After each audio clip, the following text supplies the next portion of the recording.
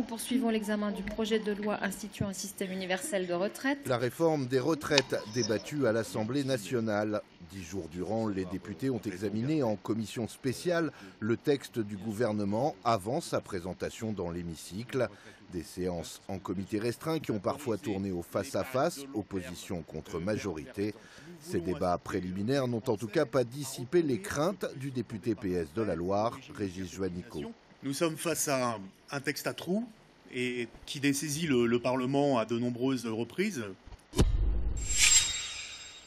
C'est un texte fondamental et on est en train de transformer le système qui est en vigueur depuis 1945 mais qui sera en vigueur pendant 50 ou 60 ans. Donc on a vraiment besoin de connaître précisément les modalités, les conditions de départ à l'âge à la retraite pour tous les Français, le montant des pensions, et donc ça nécessite de poser beaucoup de questions, ce que nous faisons. Donc c'est normal que nous prenions le temps, tout simplement parce que nous voulons obtenir des réponses précises pour que les Français sachent exactement dans quelles conditions ils pourront prendre leur retraite.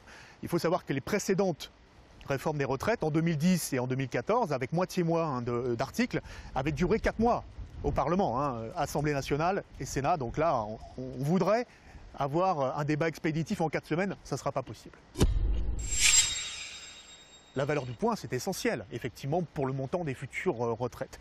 Nous avons demandé comment cette valeur du point allait évoluer.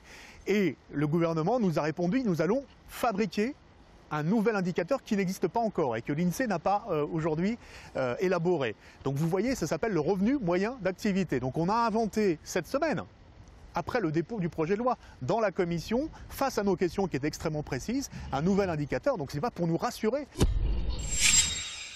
Nous avons différents outils, la motion référendaire en début de texte, lundi prochain, le 17 février, la motion de censure que nous déclencherons dans la foulée, bien évidemment, mais nous avons aussi un autre outil à notre disposition, c'est le recours au Conseil constitutionnel, une fois que la loi sera promulguée, pour notamment dénoncer le manque de clarté et le manque d'intelligibilité de la réforme des retraites. Nous avons bon espoir que le Conseil constitutionnel censure une bonne partie de cette loi. Et puis ensuite, une fois que la loi sera éventuellement promulguée, il y a cet outil que nous avons utilisé pour Aéroports de Paris, pour la privatisation, qui consiste effectivement à demander un référendum d'initiative partagée. Tout à fait, vous avez raison, c'est un des outils que nous utiliserons.